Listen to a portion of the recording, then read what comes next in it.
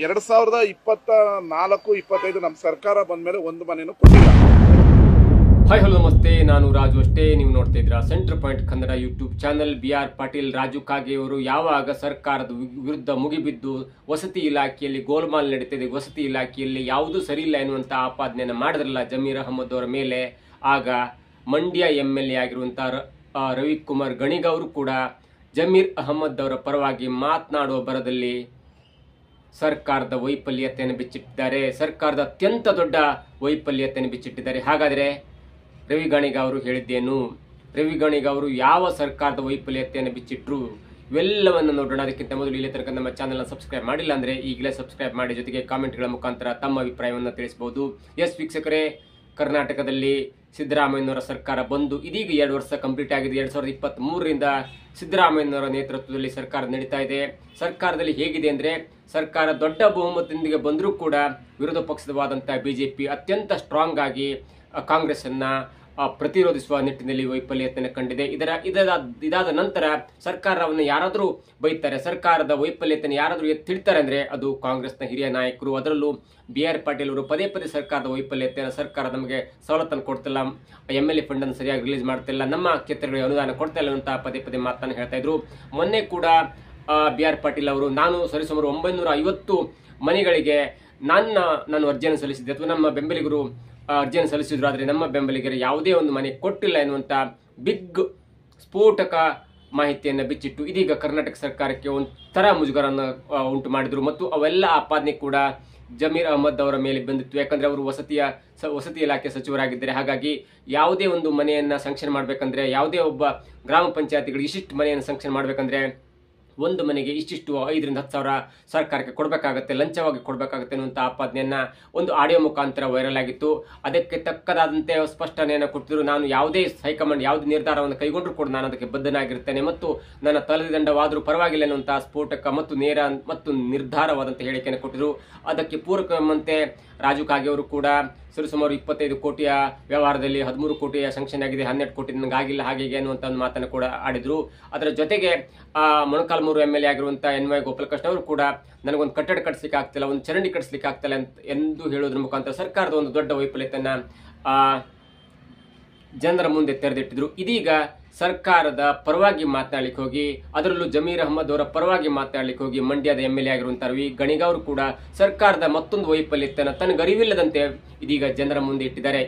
ಇದೀಗ ಆ ಸರ್ಕಾರದ ದೊಡ್ಡ ವೈಫಲ್ಯತೆ ಅಂತ ಹೇಳ್ಬೋದು. ಯಾಕಂದರೆ ಬಡವರು ವರ್ಷಾನುಗಟ್ಟಲೆ ಅಲಿದು ಗ್ರಾಮ ಪಂಚಾಯತಿಗಳಿಗೆ ಅಲಿದು ತಮ್ಮ ಅರ್ಜಿಯನ್ನು ಕೊಟ್ಟಿರ್ತಾರೆ. ನನಗೊಂದು ಮನೆ ಕಟ್ಸ್ಕೊಡಿ, ನನ್ನ ಮನೆ ಇಲ್ಲ, ನನಗೆ 2 ಗುಂಟೆ ಜಾಗ ಇದೆ, ನಾನು ಬಡವ, ತನ್ನ ಇನ್ಕಮ್ ಸರ್ಟಿಫಿಕೇಟ್ ಮಾಡಿಸ್ಕೊಂಡು ಆ ಇನ್ಕಮ್ ಸರ್ಟಿಫಿಕೇಟ್ ಮಾಡಿಸ್ಲಿಕ್ಕೆ 16 ದಿನ ತಹಸೀಲ್ದಾರ್ ಆಫೀಸಿಗೆ ಹೋಗಬೇಕಾಗುತ್ತೆ, ರೆವಿನ್ಯೂ ಆಫೀಸಿಗೆ ಹೋಗಬೇಕಾಗುತ್ತೆ. ಎಲ್ಲದರ ನಂತರ ಎಲ್ಲವನ್ನು ಸಬ್ಮಿಟ್ ಮಾಡಿದ ನಂತರೂ ಕೂಡ ನಮಗೆ ಮನೆ ಸಿಕ್ಕಿಲ್ಲ, ಮನೆಯ ಅರ್ಜಿನೇ ಕರೆದಿಲ್ಲ ಅಂದರೆ ಎಷ್ಟು ಬೇಜಾರಾಗುತ್ತೆ ಅವರಿಗೆ. ಮನೆ ಕಟ್ಸ್ಲಿಕ್ಕೆ ಆಗಲ್ಲ.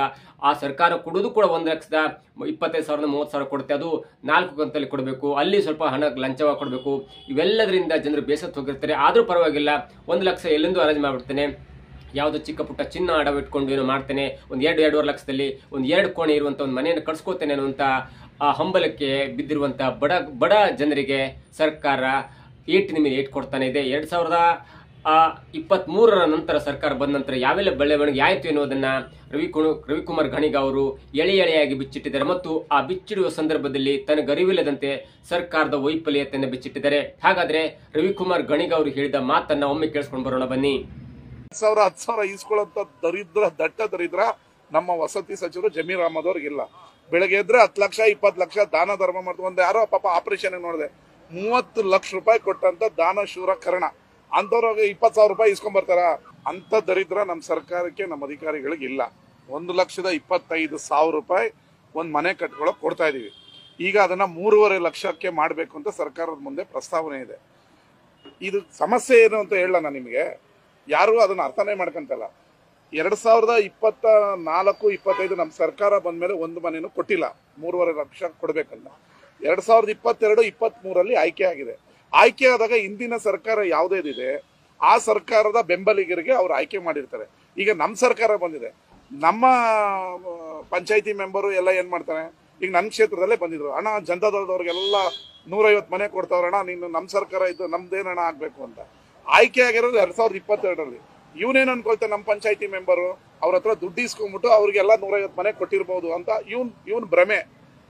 2022-23 ಆಯ್ಕೆ ಆಗಿರೋದನ್ನ ಅವತ್ತಿನ ಸರ್ಕಾರ, ಅವತ್ತಿನ ಶಾಸಕರು, ಅವತ್ತಿನ ಪಂಚಾಯತಿ ಮೆಂಬರು ಯಾರಿರ್ತಾರೋ ಅವರ ಬೆಂಬಲಿಗರಿಗೋ ಇಲ್ಲ ಅವರ ಇವ್ರಿಗೋ ಆಯ್ಕೆ ಮಾಡಿರ್ತಾರೆ. ಈಗ 24-25 ನಾನ್ ಬಂದು ಅದನ್ನ ಚೇಂಜ್ ಮಾಡಕ್ಕಾಗಲ್ಲ. ಈಗ ಗೊಂದಲನೇ ನಡೀತಾ ಇರೋದು. ನೋಡಿದ್ರಲ್ಲ ವೀಕ್ಷಕರೇ, 2023ರಿಂದ ಸರ್ಕಾರ ಬಂದ ನಂತರ ಒಂದೇ ಒಂದು ಮನೆಯನ್ನ ಕೂಡ ಸರ್ಕಾರ ಕೊಟ್ಟಿಲ್ಲ ಅಂತೆ. ಇದು ರವಿಕುಮಾರ್ ಗಣಿಗ ಅವರು ಹೇಳಿದಂತ ಮಾತು. ರವಿಕುಮಾರ್ ಗಣಿಗ ಅವರು ಹೇಳುವಕ್ಕಿಂತ ಮೊದಲು ಒಂದು ಡಾಟಾವನ್ನು ನಾನು ನಿಮ್ಗೆ ಕೊಡ್ತೇನೆ. 2019ರಿಂದ 2022-23 ತನಕ ಕೇಂದ್ರ ಮತ್ತು ರಾಜ್ಯ ಸರ್ಕಾರದ ಆಡಳಿತದಲ್ಲಿ ಬರುವಂತಹ ವಿವಿಧ ಯೋಜನೆಗಳಲ್ಲಿ ಬರುವಂತಹ ವಿವಿಧ ವಸತಿ ಯೋಜನೆಗಳಲ್ಲಿ ಬರುವಂತಹ ಸರ್ಕಾರದಲ್ಲೇ ಬರುವಂತಹ ವಸತಿಗಳ ನಿರ್ಮಾಣ ಸರಿಸುಮಾರು 7,59,000 ಮನೆಗಳು ಕೇಂದ್ರ ಮತ್ತು ರಾಜ್ಯ ಸರ್ಕಾರದಿಂದ ಸ್ಯಾಂಕ್ಷನ್ ಆಗಿರುತ್ತೆ. ಇದು ಯಾರು ಕೊಟ್ಟ ಲೆಕ್ಕಾಚಾರ? 2023-24 ಸುಮಾರಿಗೆ ವಸತಿ ಸಚಿವರಾದಂಥ ಜಮೀರ್ ಅಹಮದ್ ಅವರು ವಿಧಾನಸಭೆಯಲ್ಲಿ ಕೊಟ್ಟಂತ ಸ್ಟೇಟ್ಮೆಂಟ್. ಅವ್ರು ಹೇಳ್ತಾರೆ 2019-20ರಿಂದ 2022-23 ತನಕ ಅಷ್ಟು ಮನೆಗಳ ಸಂಕ್ಷನ್ ಆದ ವಿವರ ಹೇಳ್ತಾರೆ. ಸಂಕ್ಷನ್ ಆಗಿದ್ದ ಮನೆಗಳ ಸಂಖ್ಯೆ 7,59,000 ಲೆಕ್ಕಾಚಾರ. ಅದನ್ನ ಎಲ್ಲವನ್ನು ಪರಿಶೀಲನೆ ಮಾಡಿ ಮಂಜೂರು ಮಾಡಿದ್ದು 6.5 ಲಕ್ಷ ಮಂಜೂರಿ ಆಗಿತ್ತು. ಅದರಲ್ಲಿ ಈಗ 4.5ರಿಂದ ಅಂದ್ರೆ 3.5 ಲಕ್ಷ ಮನೆಗಳು ಆಲ್ರೆಡಿ ಕಂಪ್ಲೀಟ್ ಆಗಿದೆ. 1.5 ಲಕ್ಷ ಮನೆಗಳು ಕನ್ಸ್ಟ್ರಕ್ಷನ್ ಹಂತದಲ್ಲಿದೆ ಮತ್ತು ಸರಿಸುಮಾರು 58ರಿಂದ 60,000 ಮನೆಗಳು ವಿವಿಧ ಕಾರಣದಿಂದ ರದ್ದಾಗಿದೆ, ಅವ್ರಿಗೆ ಸ್ಯಾಂಕ್ಷನ್ ಆಗಿಲ್ಲ ಅನ್ನುವಂಥ ಲೆಕ್ಕಾಚಾರ ಕೊಡ್ತಾರೆ. ಯಾರು? ಜಮೀರ್ ಅಹಮದ್ ವಿಧಾನಸಭೆಯಲ್ಲಿ ಕೊಟ್ಟಂತ ಲೆಕ್ಕಾಚಾರ. ಅವ್ರು ಹೇಳ್ತಾರೆ 2019ರಿಂದ 2022-23 ತನಕ ಸಿಕ್ಕಂತ ಅಂದ್ರೆ ಕೇಂದ್ರ ಮತ್ತು ರಾಜ್ಯ ಸರ್ಕಾರದ ಅಧೀನದಲ್ಲಿ ಬರುವಂತ ವಿವಿಧ ವಸತಿ ಯೋಜನೆಗಳಲ್ಲಿ ಹಂಚಿಕೆಯಾದಂತ ಮತ್ತು ಸ್ಯಾಂಕ್ಷನ್ ಆದಂತ ಮತ್ತು ಪೂರ್ಣಗೊಂಡಂತ ಮತ್ತು ಅಂಡರ್ ಕನ್ಸ್ಟ್ರಕ್ಷನ್ ಇರುವಂತ ಮನೆಗಳ ಲೆಕ್ಕಾಚಾರ 7.5 ಲಕ್ಷ ಮನೆ ಸ್ಯಾಂಕ್ಷನ್ ಆಗುತ್ತೆ, 6.5 ಲಕ್ಷ ಮನೆಯನ್ನು ಮಂಜೂರು ಮಾಡಲಾಗುತ್ತೆ, 3.5 ಲಕ್ಷ ಮನೆಗಳು ಆಲ್ರೆಡಿ ಕಂಪ್ಲೀಟ್ ಆಗಿದೆ, 1.5 ಲಕ್ಷ ಮನೆ ಅಂಡರ್ ಕನ್ಸ್ಟ್ರಕ್ಷನ್ ಇದೆ, 58,000 ಮನೆಗಳು ರದ್ದಾಗಿದೆ. ಅದು ಎಲ್ಲಿಯ ತನಕ? 2022 ತನಕ 23 ತನಕ ಅಂದ್ರೆ ಈ ಸರ್ಕಾರ ಬರುವ ಮೊದಲು ಆದಂತ ಒಂದು ಪ್ರಕರಣ. ಅಂದರೆ 2023ರಲ್ಲಿ ಯಾವಾಗ ಸಿದ್ದರಾಮಯ್ಯ ಸರ್ಕಾರ ಬಂತಲ್ಲ, ಅಲ್ಲಿಂದ ಟಿಲ್ ಟುಡೇ ಒಂದೇ ಒಂದು ಮನೆಯನ್ನ ಕೊಟ್ಟಿಲ್ಲ ಎನ್ನುವುದು ಇದೀಗ ರವಿ ಗಣಿಗ ಅವರು ಕೊಟ್ಟಂತ ದೊಡ್ಡ ಲೆಕ್ಕಾಚಾರ ಆಗಿದೆ. ಯಾಕಂದ್ರೆ ಸರ್ಕಾರದಲ್ಲಿ ಇರುವಂತವರು, ಸರ್ಕಾರದ MLA ಆಗಿರುವಂತವರು, ಹಾಗಾಗಿ ಅವರಿಗೆಲ್ಲ ಲೆಕ್ಕಾಚಾರ ಗೊತ್ತಿರುತ್ತೆ. ಅವರು ನೇರವಾಗಿ ಡಿಪೆಂಡ್ ಮಾಡ್ಕೊಳ್ತಾರೆ. ಏನಂದ್ರೆ BR ಪಾಟೀಲ್ ಅವರು ಹೇಳಿದ್ದು ತನಗೆ 950 ಮನೆಯನ್ನ ಬಂದಿಲ್ಲ, ತಮ್ಮ ಬೆಂಬಲಿಗರು 950 ಮನೆಯನ್ನ ಕೇಳಿದ್ರು, ಒಂದೂ ಮನೆಯನ್ನ ಕೊಟ್ಟಿಲ್ಲ ಎನ್ನುವಂತ ಲೆಕ್ಕಾಚಾರ ಕೊಟ್ಟಿದ್ರಲ್ಲ, ಅದು 2019ರಿಂದ 2020 ತನಕ ಯಾವ ಸರ್ಕಾರ ಇತ್ತಲ್ಲ ಅವರ ಬೆಂಬಲಿಗರು ಅವರ ಗ್ರಾಮ ಪಂಚಾಯತ್ನಲ್ಲಿ ಅವರ ಬೆಂಬಲಿಗರ ಮನೆಯನ್ನು ಸೂಚಿಸಿರ್ತಾರೆ. ಹಾಗಾಗಿ ಅವರ ಬೆಂಬಲಿಗರ ಮನೆಯನ್ನು ಬಂದಿರುತ್ತೆ. ಯಾವಾಗ 2023 ಎಲೆಕ್ಷನ್ ಆಗಿ BR ಪಾಟೀಲ್ ಅವರು ಗೆದ್ರಲ್ಲ, ಆಗ BR ಪಾಟೀಲ್ ಅವರ ಬೆಂಬಲಿಗರಿ ಆ ಮನೆ ಸಿಕ್ಕಿಲ್ಲ. ಹಾಗಾಗಿ ಅವರು ಬೇಸರಗೊಂಡಿರ್ತಾರೆ. ಅದರಲ್ಲಿ ನಮ್ಮ ಹಸ್ತಕ್ಷೇಪ ಯಾವುದೂ ಇಲ್ಲ. ಯಾಕಂದ್ರೆ ನೇರವಾಗಿ ಹೇಳ್ತಾರೆ 2023ರಲ್ಲಿ ಸರ್ಕಾರ ಬಂದ ನಂತರ ಇಲ್ಲಿ ತನಕ ಒಂದು ಮನೆಯನ್ನು ಕೂಡ ನಾವು ಸರ್ಕಾರದಿಂದ ಕೊಟ್ಟಿಲ್ಲ ಅಂತ. ನೋಡಿ, ಗ್ಯಾರಂಟಿ ಹಣಗಳಿಗೆ ಅಥವಾ ವಿವಿಧ ಕಾಮಗಾರಿಗಳಿಗೆ ಹಣವನ್ನ ಒದಗಿಸುವ ನಿಟ್ಟಿನಲ್ಲಿ ಆಯಾ ವರ್ಷಕ್ಕೆ, ಆಯಾ ತಿಂಗಳುಗಳಿಗೆ, ಆಯಾ ವಾರ್ಷಿಕ ಒಂದು ಲೆಕ್ಕಾಚಾರದಲ್ಲಿ ಕೊಡಬೇಕಾದಂತ ಸರ್ಕಾರದ ಮನೆಯನ್ನ ರಾಜ್ಯ ಸರ್ಕಾರದಿಂದ ಮಾಡುವಂತ ಒಂದು ಅನುದಾನವನ್ನು ಇಲ್ಲಿಯೇ ತನಕ ಕೊಟ್ಟಿಲ್ಲ, ಒಂದೇ ಒಂದು ಮನೆಯ ಸ್ಯಾಂಕ್ಷನ್ ಮಾಡಿಲ್ಲ ಅಂದ್ರೆ ಇದು ಸರ್ಕಾರದ ದೊಡ್ಡ ವೈಫಲ್ಯತ್ತಲ್ವಾ? ಕೇಂದ್ರ ಸರ್ಕಾರದಿಂದ ನಿಮ್ಗೆ ಹಣ ಬಂದಿಲ್ಲ ಅಂದ್ರೆ ಕೇಂದ್ರ ಸರ್ಕಾರವನ್ನು ಕೇಳಬೇಕಿತ್ತು, ಮತ್ತು ರಾಜ್ಯ ಸರ್ಕಾರ ಎಲ್ಲವನ್ನು ಹಣ ಕೂಡಿಸಿ ನೀವು ವರ್ಷಕ್ಕೆ ಇಂತಿಷ್ಟು ಮನೆಯನ್ನ 1 ಲಕ್ಷನ 1.5 ಲಕ್ಷ ಮನೆಯನ್ನ ಹಣ ಕೊಡಬೇಕಿತ್ತಲ್ವಾ? ಅದನ್ನು ಬಿಟ್ಟು ಯಾವ್ಯಾವುದೋ ಒಂದೊಂದು ಬೇರೆ ಬೇರೆ ಗ್ಯಾರಂಟಿಗಳಿಗಾಗಿ ಅಥವಾ ಬೇರೆ ಬೇರೆ ನಿಮ್ಗೆ ಹಣ ಇಲ್ಲ ಅಂದ್ರೂ ಕೂಡ 1,000 ಎಲೆಕ್ಟ್ರಿಕ್ ಬಸ್ ಅನ್ನು ನೀವು ಬೆಂಗಳೂರಿಗೆ BMTC ಸ್ಯಾಂಕ್ಷನ್ ಮಾಡಿಸ್ತೀರಿ, ದೊಡ್ಡ ಓಲೋ ಬಸ್ ತರ್ತೀರಿ, ಬೇರೆ ದೊಡ್ಡ ಒಂದು ಪ್ರಾಜೆಕ್ಟ್ ಅನ್ನು ಮಾಡ್ತೀರಿ. ಆದರೆ ಬಡವರಿಗೆ ಬದುಕಲಿಕ್ಕೆ ಒಂದು ಮನೆ ಇಲ್ಲ, ಅದರಲ್ಲೂ 1,25,000 ಕೊಡಮಾಡುವಂತ ಒಂದು ಮನೆಯನ್ನು ನಿಮ್ಮ ಹತ್ರ ಕೊಡ್ಲಿಕ್ಕಾಗಿಲ್ಲ 2 ವರ್ಷದಿಂದ. ಅಂದ್ರೆ ಇದು ಯಾವ ಮಟ್ಟಿನ ಸರ್ಕಾರ? ಇದು ನಾವು ಹೇಳ್ತಿರುವಂತದ್ದಲ್ಲ, ಸರ್ಕಾರದ ಒಬ್ಬ MLA ಆಗಿರುವಂತ ಅಥವಾ ಒಬ್ಬ ಜನಪ್ರತಿನಿಧಿ ಆಗಿರುವಂತ ಮಂಡ್ಯದ MLA ಆಗಿರುವಂತ ರವಿಕುಮಾರ್ ಗಣಿಗ ಅವರು ಕೊಟ್ಟಂತ ಹೇಳಿಕೆ. ಅವರ ಬೈಟ್ನಲ್ಲಿ ಸ್ಪಷ್ಟತೆ ಇದೆ ಮತ್ತು ಅವರ ಬೈಟಿಗೆ ಪೂರಕವೆಂಬಂತೆ ನಾವು ಜಮೀರ್ ಅಹಮದ್ ಅವರು ಈ ಹಿಂದೆ ವಿಧಾನಸಭೆಯಲ್ಲಿ ಕೊಟ್ಟಂತ ಒಂದು ವರದಿಯನ್ನು ಕೂಡ ನಾವು ಇಲ್ಲಿ ಹೇಳ್ತಾ ಇದ್ದೇವೆ. 7.5 ಲಕ್ಷ ಮನೆ ಸ್ಯಾಂಕ್ಷನ್ ಆಗಿದೆ, 6.5 ಲಕ್ಷ ಮನೆಯನ್ನ ಹಂಚಿಕೆ ಮಾಡಲಾಗಿದೆ, ಮಂಜೂರು ಮಾಡಲಾಗಿದೆ. ಅದರಲ್ಲಿ 3.5 ಲಕ್ಷ ಮನೆಗಳು ಆಲ್ರೆಡಿ ಮುಗಿದಿದೆ, ಅಂದ್ರೆ ಕನ್ಸ್ಟ್ರಕ್ಷನ್ ಮುಗಿದಿದೆ. 1.5 ಲಕ್ಷ ಮನೆಗಳು ಕನ್ಸ್ಟ್ರಕ್ಷನ್ ನಲ್ಲಿದೆ, 58,000 ಮನೆಗಳು ರದ್ದಾಗಿದೆ. ಇದು ಎಲ್ಲಿಯ ತನಕ? 2019ರಿಂದ 2022-23 ತನಕ ಲೆಕ್ಕಾಚಾರ. ಅದು ಜಮೀರ್ ಅಹಮದ್ ಅವರು ವಿಧಾನಸಭೆಯಲ್ಲಿ ಕೊಟ್ಟಂತ ಲೆಕ್ಕಾಚಾರ. ಅದಕ್ಕೆ ಪೂರಕವೆಂಬಂತೆ ರವಿಕುಮಾರ್ ಗಣಿಗ ಅವರು ಇವತ್ತು ಹೇಳಿದಂದ್ರೆ ಜಮೀರ್ ಅಹಮದ್ ಅವರು ಯಾವುದೇ ಕಾರಣಕ್ಕಾಗಿ ಕೂಡ 10-20 ಸಾವಿರ ಹಣವನ್ನು ಪಡೆದುಕೊಳ್ಳುವಂತ ದರಿದ್ರ ಅವರಿಗೆ ಬಂದಿಲ್ಲ. ಅವರು ಯಾರಿಗಾದ್ರೂ ಆರಾಮಿಲ್ಲ, ಯಾರಿಗಾದ್ರೂ ಹುಷಾರಿಲ್ಲ, ಅಥವಾ ಯಾರಿಗಾದ್ರೂ ಕನಿಕರ ಕಂಡ್ರೆ, ಬಡವರು ಕಂಡ್ರೆ 20-30 ಲಕ್ಷ ರೂಪಾಯಿಯನ್ನ ದಾನ ಮಾಡ್ತಾರೆ ಅಂತ ದೊಡ್ಡ ದಾನಶೂರ ಕರ್ಣ ಎಂದು ಹೇಳುವುದರ ಮುಖಾಂತರ, ಅವರಿಗೆ ಪೂರಕವಂತೆ ಬ್ಯಾಟ್ ಬೋಸುವುದರ ಮುಖಾಂತರ ಒಂದು ಸ್ಪಷ್ಟನೆಯನ್ನು ಕೊಡ್ತಾರೆ. ಜನರಿಗೆ ಅರ್ಥ ಆಗ್ತಿಲ್ಲ, ಇಲ್ಲಿ ಯಾರಿಗೂ ಅರ್ಥ ಆಗ್ತಿಲ್ಲ. ಏನಂದ್ರೆ, ನಮ್ಮ ಸರ್ಕಾರ ಬಂದ ನಂತರ 2024-25 ಅಂತ ಹೇಳ್ತಾರೆ. ಅದಾದ ನಂತರ ಒಂದೇ ಒಂದು ಮನೆಯನ್ನ ಕೊಟ್ಟಿಲ್ಲ, ಯಾವುದೇ ಮನೆಯನ್ನ ಸ್ಯಾಂಕ್ಷನ್ ಮಾಡಿಲ್ಲ. ಹಾಗಾಗಿ BR ಪಾಟೀಲ್ ಅವರಿಗೆ ನಾವು ಹೇಗೆ ಮೋಸ ಮಾಡ್ಲಿಕ್ಕೆ ಆಗುತ್ತೆ, ನಮ್ಮ ಸರ್ಕಾರನ ಹೇಗೆ ಮೋಸ ಮಾಡ್ಲಿಕ್ಕೆ ಆಗುತ್ತೆ ಅನ್ನುವಂತ ಸ್ಪಷ್ಟನೆಯನ್ನು ಕೊಟ್ಟರು. ರವಿಕುಮಾರ್ ಗಾಣಿಗ ಅವರು ಹೇಳುದು ಸತ್ಯ ಇದೆ. 2023 ನಂತರ ಮೇ ನಂತರ ಸರ್ಕಾರ ಬಂದ, ಈ ಕಾಂಗ್ರೆಸ್ ಸರ್ಕಾರ ಬಂದ ನಂತರ ಒಂದೇ ಒಂದು ಮನೆಯನ್ನ ಕೊಟ್ಟಿಲ್ಲ ಅಂದ್ರೆ ಜನರ ಸ್ಥಿತಿ ಏನಾಗಬೇಕು? ನೀವು ಬಡವರ ಪರ, ಅಹಿಂದ ಪರ, ಎಲ್ಲಾ ಪರ ಅಂತ ಹೇಳುವ ನೀವು ಒಂದೇ ಒಂದು ಮನೆ ಕೊಟ್ಟಿಲ್ಲ ಅನ್ನುವ ಲೆಕ್ಕಾಚಾರವನ್ನು ನೀವೇ ಕೊಟ್ಬಿಟ್ರೆ ಜನರಿಗೆ ಏನ್ ಮುಖ ತೋರಿಸ್ತೀರಿ? ಜನರಿಗೆ ಯಾವ ತರದ ನೆಮ್ಮದಿಯನ್ನು ಕೊಡ್ಲಿಕ್ಕಾಗತ್ತೆ? ಅನೇಕ ಮನೆಗಳು ಕುಸಿದು ಬಿದ್ದು ಹೋಗಿರುತ್ತೆ, ಅನೇಕ ಮನೆಗಳಿಗೆ ಮನೆ ಇರಲ್ಲ. ಒಬ್ಬರ ಮನೆಯಿಂದ ಇಬ್ಬಿಬ್ರು ಆಗಿರ್ತಾರೆ, ಒಬ್ಬ ತಂದೆ ಇರ್ತಾನೆ, ಅವ್ರಿಗೆ 2 ಮಕ್ಕಳು ಇರ್ತಾರೆ, 2 ಮಕ್ಕಳು ಬೇರೆ ಬೇರೆ ಆಗಿರ್ತಾರೆ, ಅವರು ಕೂಡ ಇನ್ಕಮ್ ಇರಲ್ಲ. ಅಂತವ್ರಿಗೊಂದು ಮನೆ ಕಟ್ಸ್ಲಿಕ್ಕಾಗಿಲ್ಲ, ಮನೆ ಕೊಡ್ಲಿಕ್ಕಾಗಿಲ್ಲ. ಅದು 1,20,000 ನೀವು ಹೇಳ್ತೀರಿ 3.5 ಲಕ್ಷ ಹಣವನ್ನು ಮಾಡಬೇಕದಕ್ಕೆ. ಅದಕ್ಕೂ ಈಗ ಅದು ನಮ್ಮ ಕ್ಯಾಬಿನೆಟ್ ಮುಂದಿದೆ. ಬಡವರಿಗೆ ಮನೆ ಕಟ್ಲಿಕ್ಕೆ 1.25 ಲಕ್ಷ ರೂಪಾಯಿ ಸಾಕಾಗಲ್ಲ, ಒಂದು 1,20,000 ಸಾಕಾಗಲ್ಲ, ಅದನ್ನ 3 ಲಕ್ಷಕ್ಕೆ ಏರಿಸಬೇಕಂತ ಎನ್ನುವ ಪ್ಲಾನ್ ಕೂಡ ಇದೆ ಎನ್ನುವಂತ ಹೇಳ್ತಿದ್ರಿ. ಆದ್ರೆ 2023ರಿಂದ ಇಲ್ಲಿಯ ತನಕ ಆ 1.5 ಲಕ್ಷ ರೂಪಾಯಿ ಕೂಡ ನೀವು ಕೊಟ್ಟಿಲ್ಲ ಅಂದ್ರೆ, ಮನೆನೇ ಸ್ಯಾಂಕ್ಷನ್ ಮಾಡಿಲ್ಲ ಅಂದ್ರೆ ಇದು ಯಾವ ಮಟ್ಟಿನ ಸರ್ಕಾರ?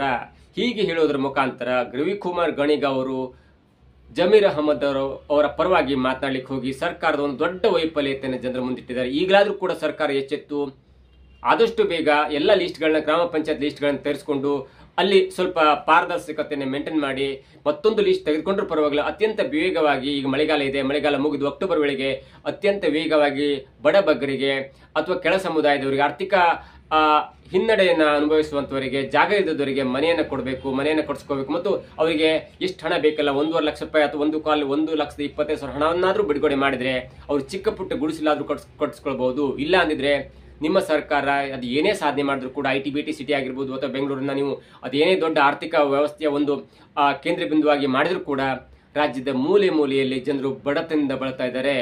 ನೀವು ಅಕ್ಕಿ ಕೊಟ್ರಿ ಅಥವಾ ಬೇರೆ ಬೇರೆ ಕಡೆ ಫ್ರೀ ಮಾಡಿ ಕೊಟ್ಟರು ಕೂಡ ಅವರಿಗೆ ಮುಖ್ಯವಾಗಿ ಬಟ್ಟೆ ಮತ್ತು ವಸತಿ ಇಲ್ಲ ಅಂದ್ರೆ ಅವರು ಬದುಕಲಿಕ್ಕೆ ಕೂಡ ಕಷ್ಟ ಆಗತ್ತೆ. ಇವೆಲ್ಲವನ್ನ ನೋಡ್ತಾ ಇದ್ರೆ BR ಪಾಟೀಲ್, ರಾಜು ಕಾಗೆ ಮತ್ತು ಮೊಳಕಾಲ್ಮೂರು MLA ಆಗಿರುವಂತ NY ಗೋಪಾಲ್ ಕೃಷ್ಣ ಅವರು ಹೇಳಿದಂತೆ ವಸತಿ ಇಲಾಖೆಯಲ್ಲಿ ಯಾವುದು ಸರಿ ಇಲ್ಲ ಅಂತ ಹೇಳ್ತಾ ಇದ್ರು. ಆದ್ರೆ ಇದನ್ನ ಸರ್ಕಾರದ ವತಿಯಿಂದ ಪ್ರೂವ್ ಮಾಡ್ಲಿಕ್ಕೆ ಹೊರಟಂತ ಅಥವಾ ಸರ್ಕಾರವನ್ನ ಡಿಪೆಂಡ್ ಮಾಡ್ಲಿಕ್ಕೆ ಹೊರಟಂತ ರವಿಕುಮಾರ್ ಗಾಣಿಗ ಅವರು 2023 ನಂತರ ಯಾವುದೇ ಮನೆಯನ್ನು ನಾವು ಸ್ಯಾಂಕ್ಷನ್ ಮಾಡಿಲ್ಲ ಎಂದು ಹೇಳೋದ್ರ ಮುಖಾಂತರ ಪ್ರತಿ ವರ್ಷ ಇಷ್ಟಿಷ್ಟು ಮನೆಯನ್ನು ಸ್ಯಾಂಕ್ಷನ್ ಮಾಡಬೇಕೆನ್ನುವಂತ ವರದಿ ಇದ್ರೂ ಕೂಡ ಅದನ್ನ ಗಾಳಿಗೆ ತೂರಿ ಸರ್ಕಾರ ಅದೇನೋ ಮಾಡ್ಲಿಕ್ಕೆ ಹೊರಟಿದೆ ಅನ್ನೋದು ಇದೀಗ ರವಿಕುಮಾರ್ ಗಾಣಿಗ ಅವರ ಮಾತಿನಿಂದ ಸ್ಪಷ್ಟವಾಗುತ್ತೆ. ಇದಾಗುತ್ತೆ ಇವತ್ತಿನ ವಿಶೇಷ. ನೋಡ್ತಾ ಇರಿ centre point Kannada YouTube channel.